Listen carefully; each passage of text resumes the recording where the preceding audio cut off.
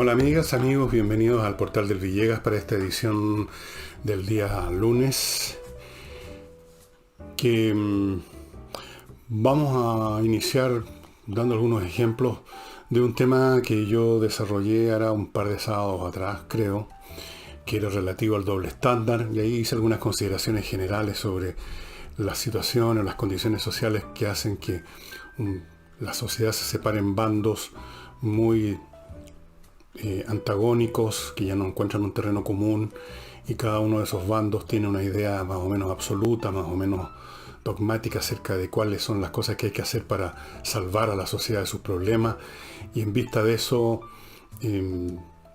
comprometen más y más de su persona y su identidad, de sus pasiones, y llega un momento en que ya no están interesados tanto en la verdad como en hacer triunfar su punto de vista, y por lo mismo llega un momento en que están dispuestos consciente o inconscientemente a aplicar un doble estándar. Y podríamos darle millones de ejemplos, pero justo se han presentado en estos días algunos ejemplos, no solo del doble estándar, sino que también del oportunismo, del uso distorsionado y mañoso de conceptos o ideas para obtener fines políticos, etc. Vamos a partir con uno de los hechos. Resulta que el jefe de gabinete de un congresal de Lagos Weber, refiriéndose a una, especialmente motivado por la conducta, me imagino que de una persona, de una señora del PPD, hizo una serie de comentarios muy groseros e insultantes, diciendo: ahí tienen a las mujeres del PPD, o sea, ese específico grupo, y luego vino una sarta de garabatos, insultos, que no voy a repetir aquí, son bastante groseros, ustedes quizás los han visto en la prensa, reducidos así a las primeras 2-3 letras, y esto generó un escándalo que se traduce en la frase que todo eso no corresponde a los principios del PPD, porque estaríamos en presencia de una violencia de género, que es un tema que está en sintonía con la clase de temas, la clase de postura, la clase de expresiones solemnes, serias y al día, progresista hoy en día. Es decir, la cuestión de los géneros se convirtió en un tema principal, las mujeres son mucho más importantes, hay que tenerlas mucho más en cuenta, son votos, en mil y una cosas, y muchas veces de forma muy hipócrita y muy falsa se manifiesta esta actitud de darle una especial significación e importancia y peso a lo que ocurra, a lo que supuestamente ocurra, a lo que se diga o tal vez se dijo sobre las mujeres.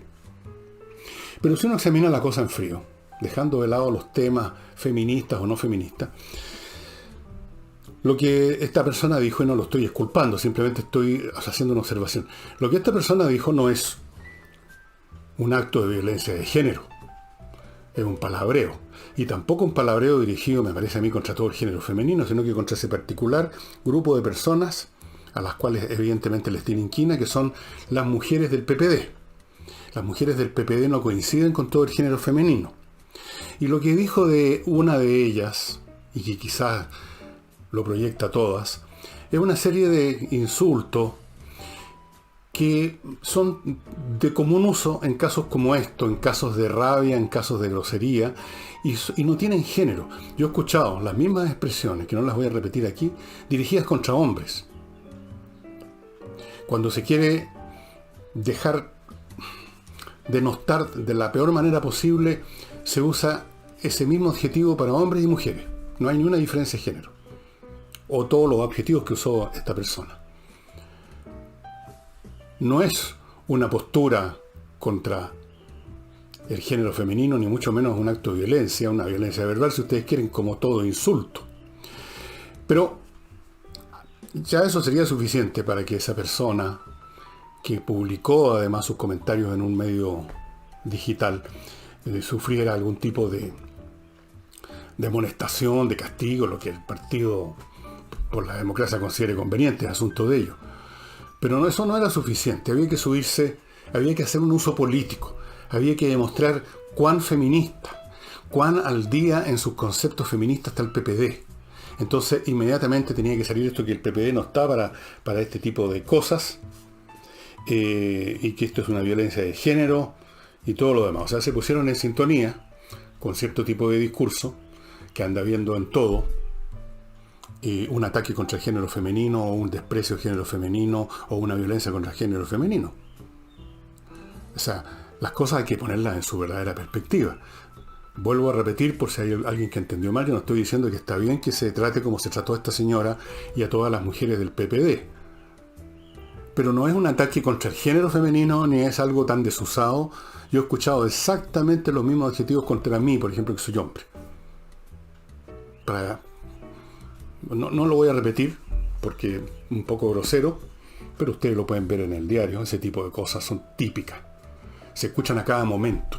Incluso a veces ni siquiera con rabia, sino que casi como una expresión de cariño. En algunas oportunidades, ustedes saben la gran flexibilidad que tienen los términos criollos que sirven para todo. Entonces ahí ya tenemos un escándalo suscitado un poco artificialmente por una traducción de lo que es una grosería contra un grupo de mujeres en un acto de mayor nivel político, o sea, un asalto contra el género femenino. ¿Por qué? Porque es conveniente políticamente, porque el PPD con eso quiso ponerse un parche, quiso ante esta situación que quedara bien en claro su postura en esta materia. En otro orden de cosas, mientras tanto, no tiene nada que ver con el PPD, no tiene nada que ver con esto, pero sirve para ir armando el cuadro del doble estándar, de cómo algunas cosas escandalizan y otras no. Hay un caballero, siempre me equivoco de página, por donde continúo. Así. Hay un señor que yo no conocía, estuve averiguando algo de él en Google, sé que ahora que es un activista gay, o sea, un activista de los derechos gay, no sé si él es gay o no, supongo que sí, da lo mismo, que está en un partido que tampoco conocía su nombre, da lo mismo. Este caballero se llama Jaime Parada Hoyle, y en una de estas plataformas sociales, no sé si WhatsApp, Twitter, alguna de esas, anunció solemnemente, con una expresión muy seria, que él, como candidato al distrito 10 para estas elecciones, para determinar quiénes van a armar la próxima constitución, él no va a participar en ninguna instancia para debatir con una señora, vamos a ponerle la señora X, porque, dijo, no tiene nada que debatir con gente que no cree en una nueva constitución. Esto es una de las muchas cosas ilógicas que he leído o escuchado en el último tiempo, porque yo entiendo que una asamblea que tiene como objeto nada menos que producir una nueva constitución es, por definición, un lugar de debate.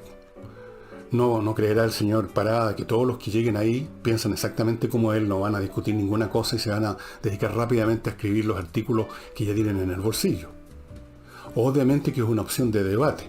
Y cuando se habla de debate se habla de discusión. Y cuando se habla de discusión se supone que hay posiciones contrarias. Y las posiciones contrarias las sostienen personas de distintos bandos al que tiene uno. En eso consiste, dicho sea de paso, la democracia. Y este señor Parada, que me parece a mí, me imagino, que es izquierdista, que es un hombre de izquierda,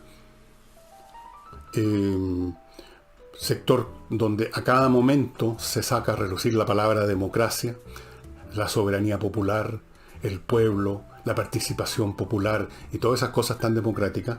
Aquí nos está diciendo que él no tiene nada que debatir con gente que no cree en una nueva constitución, o sea, del momento mismo que esa persona, esa otra persona,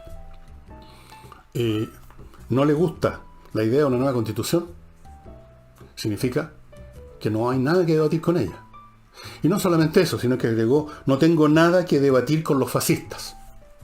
En otras palabras, para este caballero, todos los que votaron no, los que votaron por no cambiar la actual constitución, que es más o menos, primero el 20% que votó de frente en eso, más un porcentaje que desconocemos de quienes votaron apruebo por miedo, pero vamos a dejar de lado eso. Digamos que un 20% del electorado, que debe sumar varios cientos o millones de personas, 1 o 2 millones de personas, me imagino, o por ahí, son todos fascistas. Son todos fascistas porque no creen, como el señor Parada, en las bondades de una nueva constitución. Y por lo tanto dejan de ser ciudadanos que van a un lugar, a un foro público, a una asamblea, a discutir un tema que interesa a todos los ciudadanos, incluyendo a los fascistas, señor Parada. Se convierte ya estas personas no en personas, dejan de ser personas y se convierten en elementos, palabra que le gustaba mucho al Partido Comunista de la Unión Soviética, en elementos. Ellos hablaban de los elementos contrarrevolucionarios. Aquí tendríamos que decir los elementos fascistas. Dejan de ser personas y entran simplemente a esa categoría general, homogénea y descalificadora que es fascista. Y usted no discute con los fascistas. Entonces, yo no sé el grado de importancia político que tiene el señor Parada, como para que sus dichos causen o no causen algún tipo de revuelo mediático. Tal vez no lo conoce ni su mamá, o tal vez sí. Lo conocerán en los sectores de los cuales él es activista o defensor de sus derechos. No sé. Pero he aquí el doble estándar. El doble estándar. Seguramente el señor Parada, como activista o defensor de los derechos de los gays, será seguramente sensible también a la causa feminista, porque esas dos cosas suelen ir más o menos emparejadas, van juntas en el mismo paquete. Seguramente el señor Parada, si hubiera comentado estos insultos del jefe de gabinete, o ex jefe, yo creo a esta altura de Lagos Weber, habría manifestado lo mismo que el señor Muñoz, Heraldo Muñoz, y que los demás habría puesto los ojos en el cielo, se habría rasgado las vestiduras y habría dicho que esto era una cosa escandalosa, ¿no es cierto? Inconcebible. Pero decir de que él no viene a debatir con los que no les gusta la idea de una nueva constitución, porque no les gusta debatir con los fascistas. Es decir, hay una igualdad entre no gustarle una nueva constitución y ser fascista. Primera cuestión. Esto es un escándalo, se podría decir, aunque no se va a convertir en escándalo. Por supuesto que lo que se convierte en escándalo en Chile son los pecados reales, ilusorios o inventados de la derecha, de la centroderecha, de los militares o de los fascistas, según Parada. Lo que haga el otro sector está bien, es correcto, es lo que se requiere, está en la vía correcta, hacia el socialismo o lo que sea que quieran construir. Ese es el doble estándar. Ahí lo ven ustedes en acción, de una manera un poquito distorsionada, si ustedes quieren. No es un ejemplo perfecto, pero lo quería poner porque esto del señor Parada y de otros es muy frecuente. Es muy frecuente. Se habla mucho de democracia, se habla mucho de soberanía popular, se habla mucho de diálogo. Pero cuando llega el momento en los que hubo, antes de empezar el diálogo, ya se rechaza participar siquiera en un debate con estas personas que supuestamente son fascistas. Y en la calidad de tal, no merece que se dialogue con ellos, no se merece hablar con ellos. No tienen existencia ciudadana, tan proscritos de la vida pública. No debieran existir. Y desde luego, como el señor Parada vive en Chile y no en la Unión Soviética en los años 30, no puede pegarle un telefonazo a la checa para que vaya a buscar a esta señora y la lleven a una mazmorra y le metan un balazo. Todo lo que puede hacer es simplemente vociferar en los medios de que no va a debatir con ella. Ese es el señor Jaime Parada Hoyle. Yo lamento que hable de esa manera, por lo que viene una fotografía de él, un hombre joven.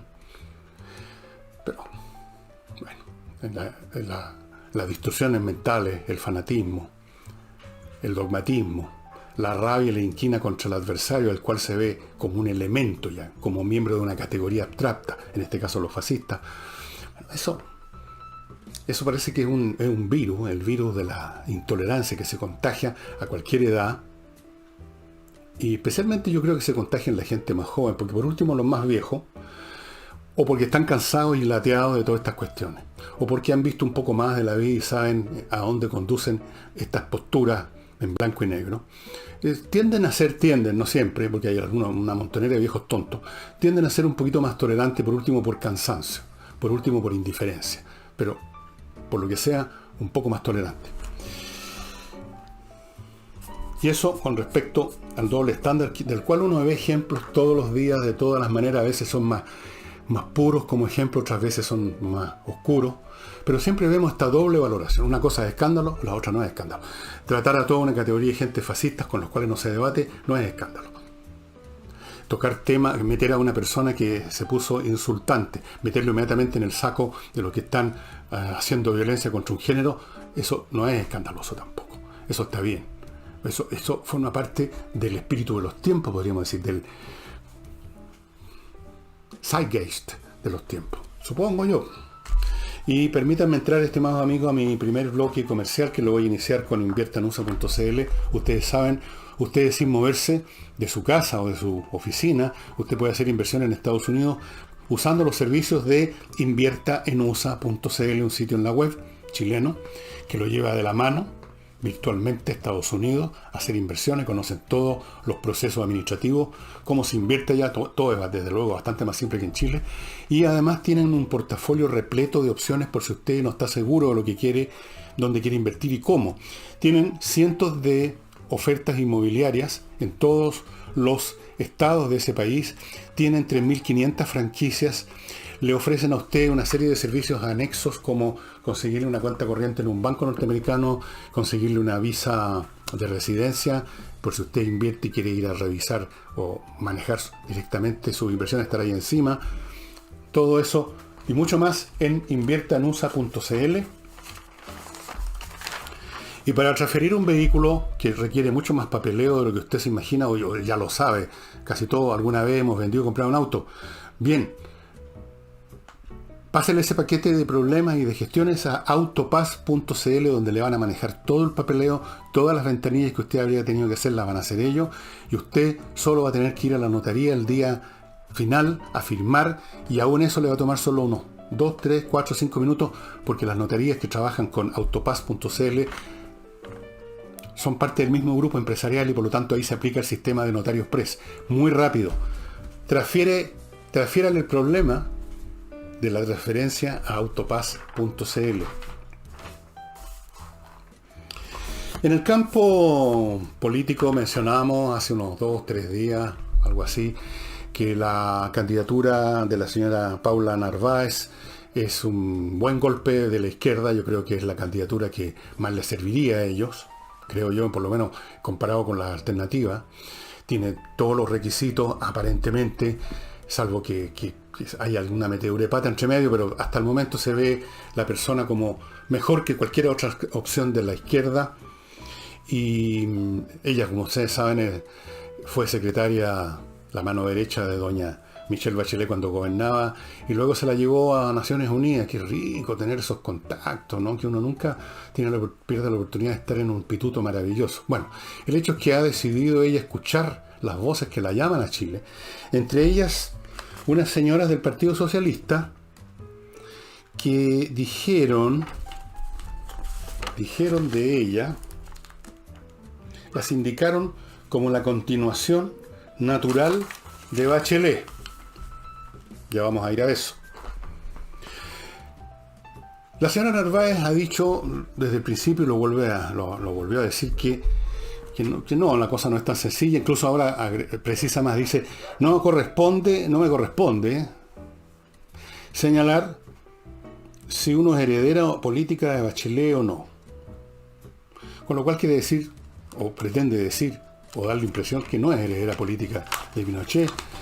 Con lo cual yo toco madera que así sea, porque ¿cuál sería la continuación natural de Bachelet si ese fuera el caso, ¿no? Me gustaría que las señoras socialistas que se indicaron de esta manera a la señora Narváez fueran un poco más precisas. ¿Qué suponen estas señoras que debiera continuar Paula Narváez, ¿no? Yo supongo que nos estarán imaginando que no debiera continuar el irse a meter a la ONEMI en un momento de emergencia pública a distraer a todo el mundo, a crear más confusión y finalmente dar una resolución equivocada que significó la vida de gente. Pero que no se refieran a eso con la continuidad natural. Espero tampoco que no se refieran a la continuidad natural de seguir arruinando la economía chilena, o de seguir enfrentando los problemas, no enfrentándolos, sino que formando comisiones. Una comisión, otra comisión, otra comisión. Yo espero que no sea una continuadora de todo eso, si es que llega algún día a ser presidente de la República. O sea, ¿por qué estas señoras socialistas asumen, dicho sea de paso, yo creo que esto es una pregunta legítima, ¿por qué asumen que sería bueno que se continuara la labor, o como decían en algún momento, el legado? ¿Cuál obra? ¿Cuál obra hay que continuar, señoras del Partido Socialista? ¿Cuál obra maravillosa que hizo la señora Bachelet, que empezó a arruinar este país? La economía empezó a caer con ella aceleradamente, para no mencionar todo lo demás. Con ella empezó a entrar millones de inmigrantes sin ningún control. Eso es lo que tendría que continuar en forma natural, eso sí, no artificial, natural. La señora Narváez, la señora Narváez dice que no, no es muy explícita porque efectivamente ya sabe que en el fondo, si acaso no es continuadora o no sería continuadora de las políticas de Bachelet, es una proyección de Bachelet. Es lo que es, y va a ser candidata, entre otras cosas, porque era la mano derecha de Bachelet, si no sería una señora cualquiera, sería una socialista cualquiera. Como que pusieran ahí a Chana La Juana. Chana La Juana, candidata a la presidencia. ¿Y quién es Chana La Juana? Pero es distinto si usted fue una persona cercana a Michelle Bachelet, por lo tanto parece una emanación, parece ¿cómo se llama? Un ectoplasma de la señora Bachelet. Entonces tampoco puede decir de frentón, no, jamás continuaría las políticas de la señora Bachelet porque la verdad es que no vale la pena. No lo puede decir. Tiene que jugar a dos bandas. Aparecer como proyección de la señora Bachelet y al mismo tiempo decir, como dijo, que estamos viviendo una nueva situación después del, abro comillas, estallido social. Ella se comió, por supuesto, esa es la tesis oficial de la izquierda, el estallido social. Entonces, en todo caso, dijo ella, como digo, repito, que a ella no le corresponde estar diciendo si es continuadora o no. Bueno, ¿y a quién le corresponde entonces, señora Narváez? O sea, ¿quién tiene que decir por usted si es continuadora o no? La única persona que sabe si es continuadora o no es usted. Entonces, a usted le corresponde decir. A usted le corresponde decir a quién más. A usted le corresponde decir, yo no voy a ser continuadora. En cierta forma lo dijo, pero más derechamente. Dejémonos de eufemismo. Decir, este es otro país, lo dijo eso. Y yo no soy continuadora, eso no lo dijo. Dijo que no le corresponde. O sea, deja eso en la bruma, ¿ya? En el limbo. No me corresponde, pero a lo mejor me corresponde que otros vean. Politiquería menor. Lamentablemente, una vez más emerge ese monstruo petizo, esa especie de, no sé, pues cómo decirlo para que no me acuse alguna coordinadora de los petizos, alguna cosa. Venga. Pero es un detalle, se podría decir. Ella tiene que manejar esto de la aureola Bachelet sin ser Bachelet. O sea, tiene que manejarse en el borde de una navaja. Complicado, ¿eh? Y tiene que, por supuesto, competir con los otros señores que quieren ser candidatos de la izquierda, ¿no? Pero eso lo va a decidir el pueblo soberano. Salvo, por supuesto, los fascistas que están excluidos de todo.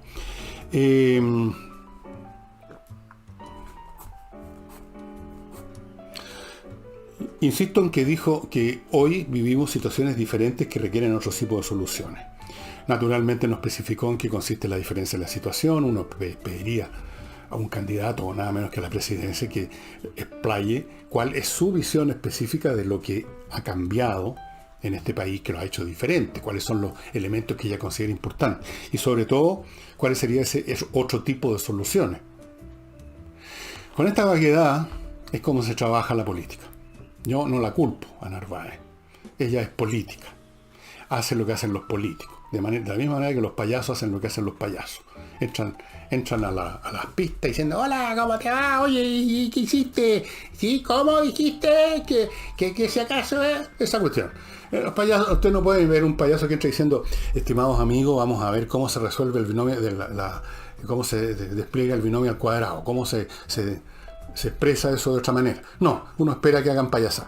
De los políticos uno espera que digan estas frases generales que no significan nada y que tratan de significar cosas de la manera más vaga para que sean interpretables por todos, al gusto de cada cual, porque a la gente le gusta interpretar las palabras de los demás, los hechos, de la manera que les resulta más agradable, por supuesto. Eso se llama ser optimista. Bien, entonces ahí tenemos a Narváez, quién sabe cuántas cosas más vamos a escuchar de ella, seguramente muchas más. Vamos a ver cómo reaccionan todos los partidos. Por supuesto, siempre todos los partidos, cuando aparece un nuevo precandidato, dicen que está muy bien, que es legítimo, y después empiezan a hacer la zancadilla. Porque entre otras cosas, así como los payasos hacen chistes, y además llevan una nariz roja en la nariz, o sea, llevan una cuestión roja, los payasos, además de contar chistes, se hacen zancadilla unos a otros y se dan patada en el poto. Así que vamos a ver ese espectáculo también. Vamos a verlo todo. En fin, así que estamos esperando conocer en algún día, pero yo creo que no va a ocurrir nunca realmente, cuáles son las situaciones diferentes según las ve Narváez, cuáles son las soluciones nuevas, que no son la continuación natural de Bachelet, pero al mismo tiempo es la continuación natural de Bachelet, porque no, yo no soy bacheletista, pero Bachelet, pero sí, pero no, pero sí, pero no. Ese va a ser el juego. Bachelet disfrazada de otra cosa, u otra cosa disfrazada de Bachelet, o las dos cosas. Y ahora voy a otro bloque, estimados amigos, que hace posible este programa, nunca lo olviden. Y les recuerdo además cosas buenas para ustedes, que son útiles. No hago publicidad, digamos, no sé, de qué. Por ejemplo, ¿quién no necesita buenos detergentes para la ropa y para la loza? Y aquí yo les ofrezco, les recuerdo, uno excelente, que es el que fabrica Lavoclub, un laboratorio chileno, de detergente para la ropa, en un contenedor de 10 litros, biodegradable, hipoalergénico. Se lo traen a la casa, se lo reponen en la casa. 3 distintos suavizantes por los aromas. El contenedor tiene 10 litros, le dura mucho tiempo. Lavador de vajilla. Contenedores de 3 litros, le duran una eternidad. Salvo que usted le lave los platos un regimiento completo. Viene para ser usado directamente o para mezclarse con una igual cantidad de agua, 3 litros, para hacer 6 litros de detergente, y viene en gel para máquinas lavavajillas. Excelente producto. Lo estoy usando hace rato, los dos. Para vender, por propiedad, ahí sí que no estoy vendiendo nada en este momento. No tengo nada que vender. Hey, el mejor corredor inmobiliario de Chile, el más rápido, el que vende rápido porque tiene métodos distintos a los demás y le funcionan. Además sabe encontrar arrendatarios, sabe manejar arriendos, o sea, gestionar arriendos. Si usted tiene muchos arriendos porque es rentista, va a ser el paquetito bastante camote a Hey. Lo hace todo bien. Hey. Y para convertir las millas que usted tiene acumulado por sus vuelos aéreos, antes que se los borren, entre a kmmillas.cl, ahí se los van a comprar. Recuerde que esas millas desaparecen cuando el día menos pensado y usted se queda en huevo. Antes que eso ocurra, transforme ese huevo en plata.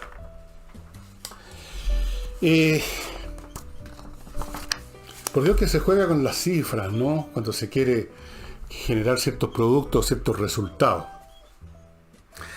Ustedes saben que hubo una fiestoca en Cachagua, una fiestoca de cabros jóvenes que viven organizando eso que llaman carrete, porque no sé. Pues.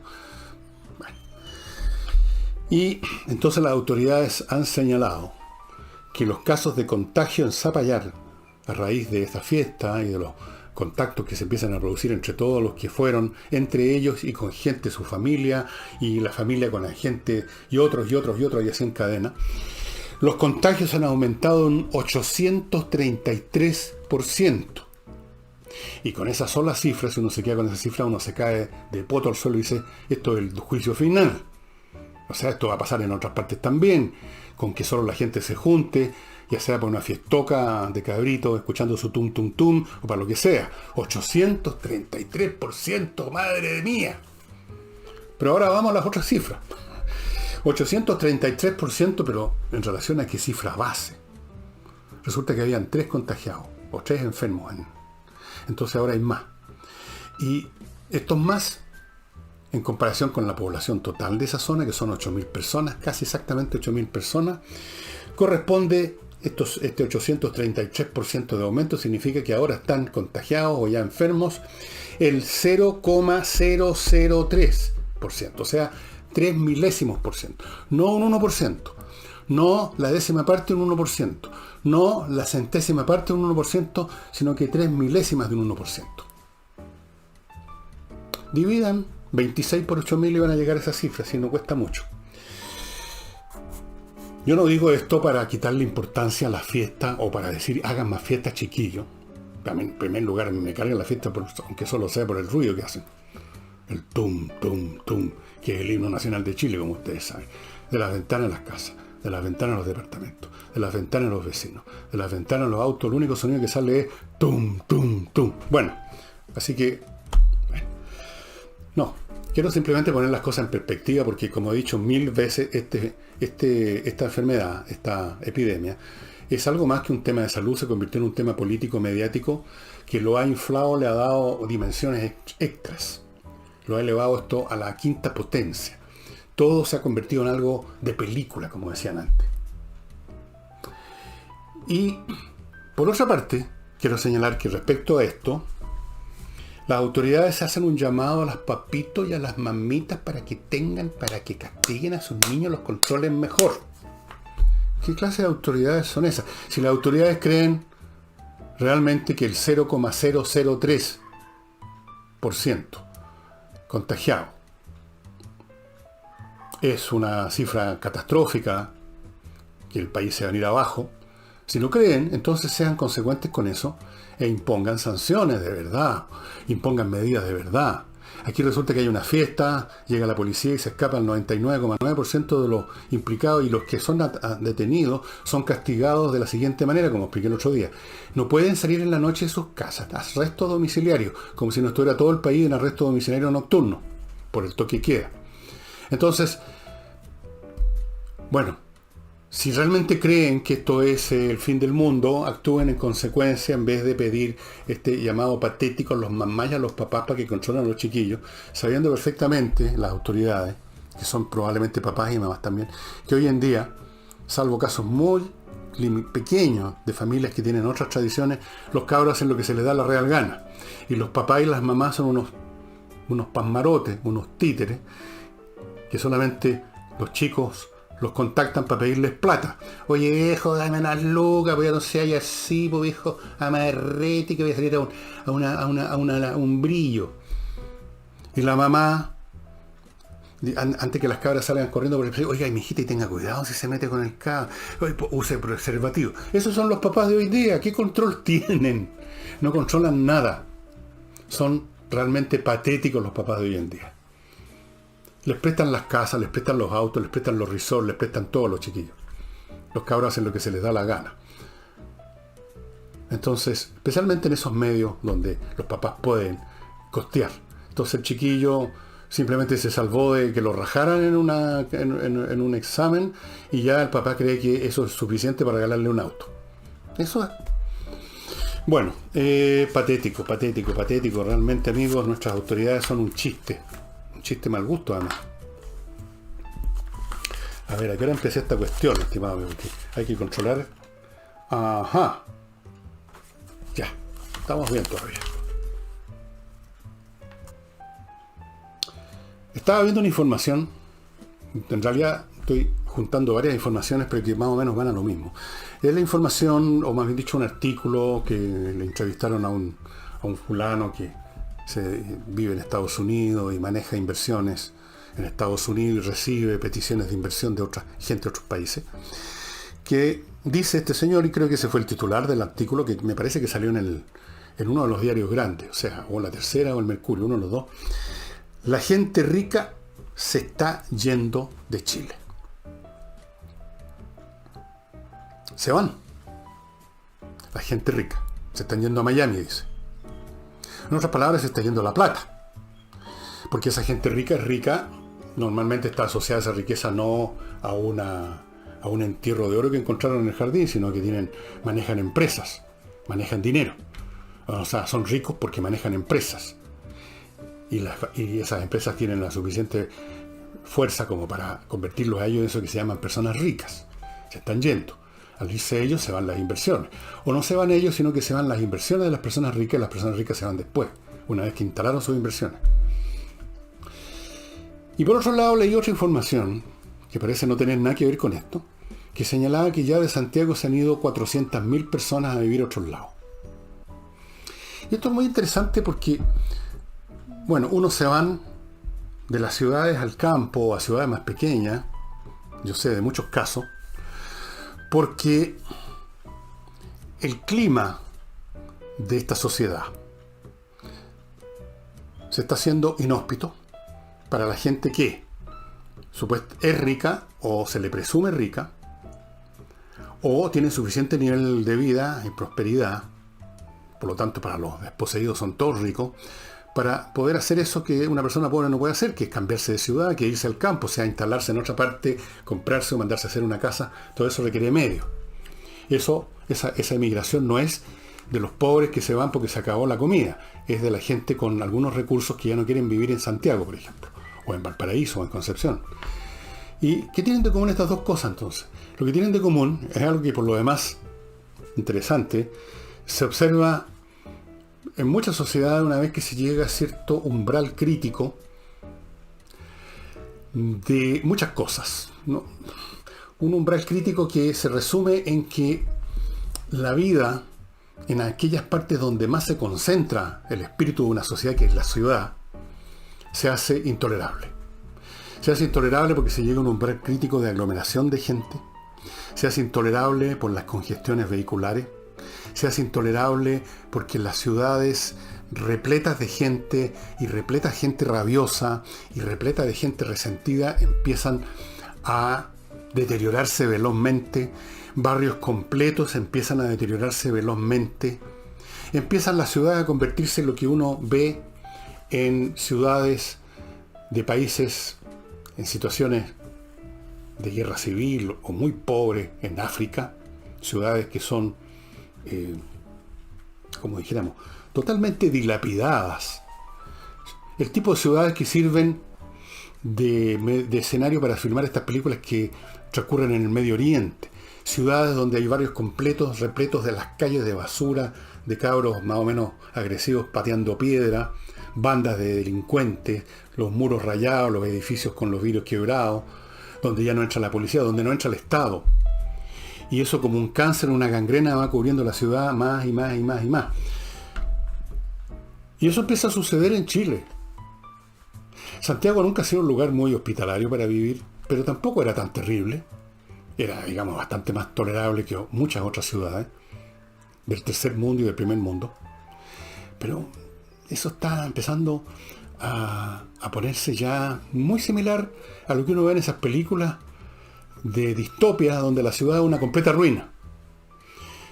Hay gente, yo les he contado, que ya no se atreve a usar su automóvil para salir, sobre todo si es un auto caro, una 4x4 o algo así, por la cantidad de asaltos que se están produciendo a vehículos de esa clase. Gente que ya no usa su auto, sino que taxis, Uber, qué sé yo. Gente que está pensando en irse y que además tienen los medios tecnológicos ahora para poder trabajar a distancia, manejar una empresa a distancia, por ejemplo. Entonces, se han ido coincidiendo una serie de circunstancias, unas tecnológicas que hacen posible irse y otras sociológicas que hacen deseable irse. Y las ciudades empiezan a convertirse en tierra de nadie, o más bien dicho, en tierra de los sectores más hostiles, desposeídos, rabiosos, siempre pensando que los tienen ahí, o que llegaron ahí, o nacieron ahí por la maldad de otros, a los ricos, los cuicos, toda esa gente a la cual detestan muchos de ellos. Y entonces ese clima empieza, si alguna vez fue meramente una mirada aviesa desde una esquina, empieza a convertirse en actos concretos.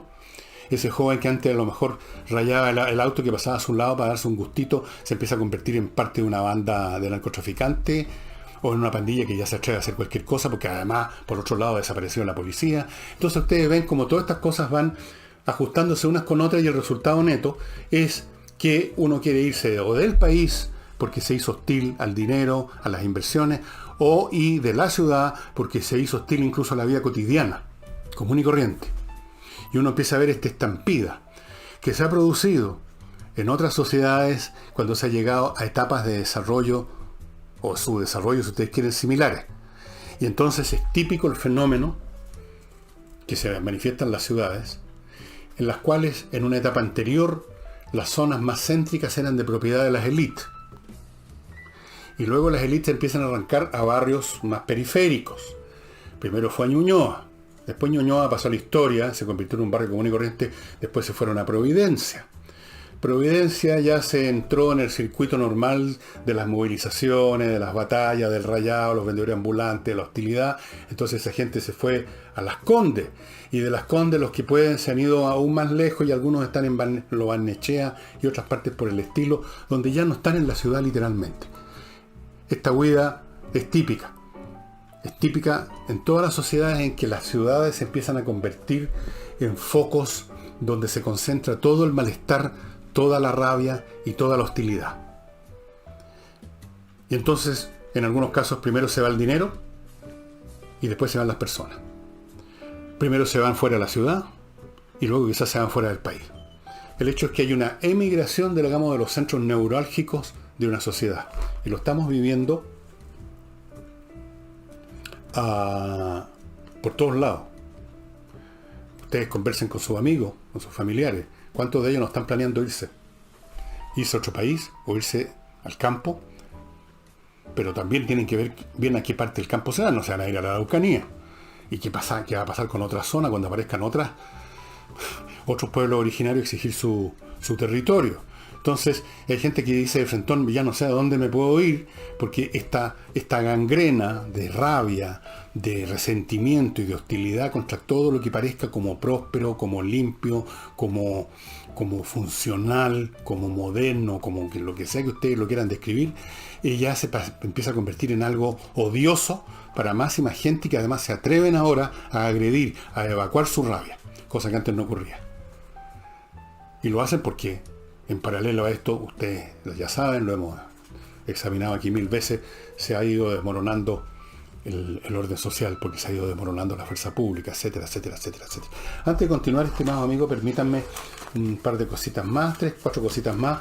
Controller, si usted quiere que su empresa funcione tiki-taka este año y los próximos, póngase en manos de Controller, que es una empresa creada por contadores auditores para examinar, para hacer un escáner de su empresa y detectar los puntos donde está fallando específicamente en el área de gestión, indicarle con el dedo dónde están los problemas y darle las soluciones. Ellos tienen planes para hacer esto para empresas pequeñas, medianas y grandes. Controller, estimado amigo, ahí están los contactos. Puede contactarse con ellos ahora mismo, no le cuesta nada ese primer contacto y puede ganar mucho. Sigo con Compre oro, a propósito de generar una reserva para cualquier contingencia. El oro es el valor más estable que existe. El oro no desaparece, el oro no se derrumba, el oro no se, digamos, no desaparece con un cataclismo informático. La moneda, el oro no le pasa lo que a una determinada divisa o billete que de repente pierde su valor en el mundo. No, el oro es siempre el oro y siempre lo ha sido. Y usted puede comprar lingotitos de este porte como el que usted está viendo aquí. ¿Lo ven? Esto, pequeñito, que cabe entre mis dedos dignos de Godzilla, esto vale casi medio palo, porque es oro de 24 quilates, 99,9% de pureza, certificado, cada lingotito certificado. Y usted puede comprar, bueno, los que le parece conveniente, y esto significa que usted en un momento cualquiera dispone de un valor, de una reserva potente, que no va a perder valor, sino que lo único que puede pasar es que lo gane. Especialmente en los momentos de crisis el oro gana valor. Así es que aquí está, para comprar oro, compreoro.cl. Si usted se está preguntando, bueno, ¿a dónde compro el oro? ¿A dónde voy? ¿A las minas de África del Sur? No. Entre simplemente al sitio compreoro.cl y ahí lo van a atender. También venden anillos de matrimonio de 18 quilates. Estudie inglés, amigo, de una vez por todas. Tenemos todos más horas que la cuarentena, que esto, que el otro. Todos estamos mucho más rato en casa. Aprovechemos de estudiar, pues en vez de estar refunfuñando, como conozco algunos amigos y amigas que ya se suben por las paredes, aprenda cosas.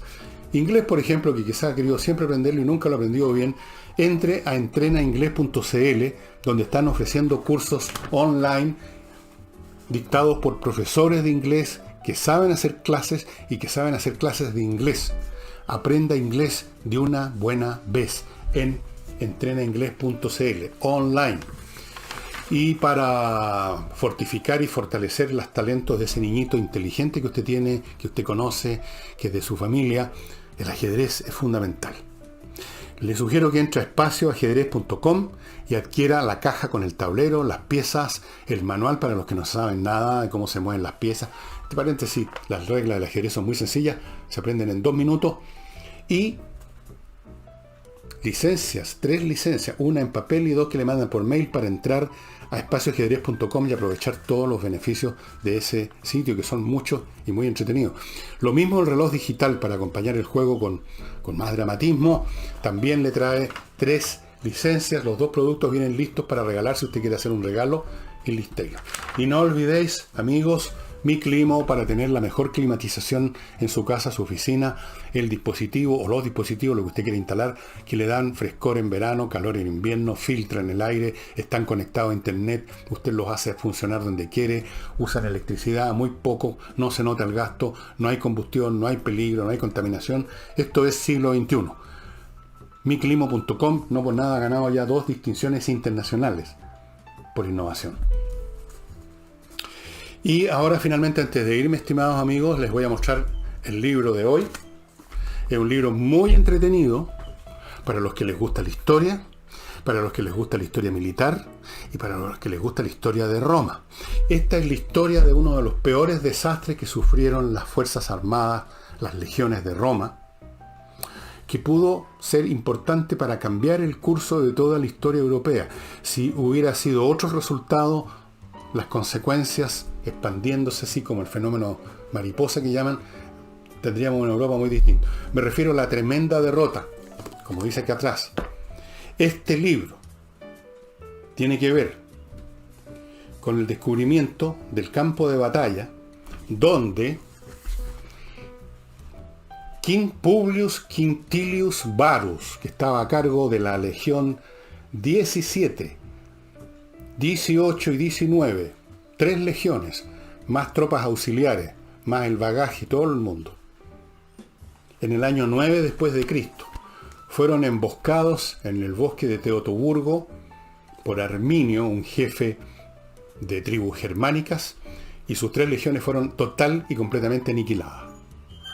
Es lo que los técnicos llaman a running battle, una batalla en movimiento. No una batalla en que aquí se enfrentan esto y aquí y con los otros y chocan, sino que una columna que trata de evadir y es atacada por todos lados, por adelante, por atrás, por todos lados, hasta que finalmente la aniquilan. Eso pasó en el bosque de Teutoburgo. Las legiones funcionaban como una máquina muy potente, pero para eso tenían que desplegarse en terreno. En columna es otra cosa. Y la historia de cómo fue esa batalla, de qué llevó a esa batalla, y sobre todo la investigación de arqueólogos históricos buscando cómo se libró, dónde se libró, y encontrando por todos lados restos, por ejemplo, monedas que llevaban los soldados que perecieron. Aquí hay una máscara, miren, una máscara.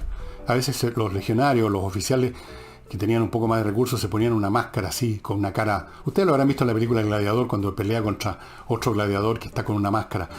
Qué sé yo, montones de cosas vinculadas con artículos del vestir, de los uniformes, de las corazas, del yelmo, de la lorica segmentata, que se llamaba el blindaje que usaban. Todo es lo más entretenido que hay.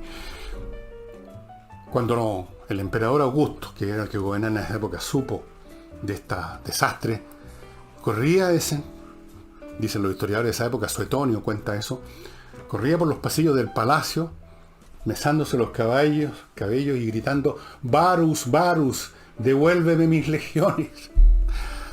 Si los romanos hubieran vencido, habría sido distinta la estructura del Imperio Romano. Habrían avanzado mucho más territorio, habrían puesto el límite en una zona mucho más defendible, habrían exterminado, aniquilado o impedido ese peligro latente que fueron siempre los tribus germánicas, y la historia europea habría sido diferente. Esta batalla en el año 9 después de Cristo, fue fundamental. Así que The Quest for the Lost Roman Legions, un libro súper entretenido de Tony Clun.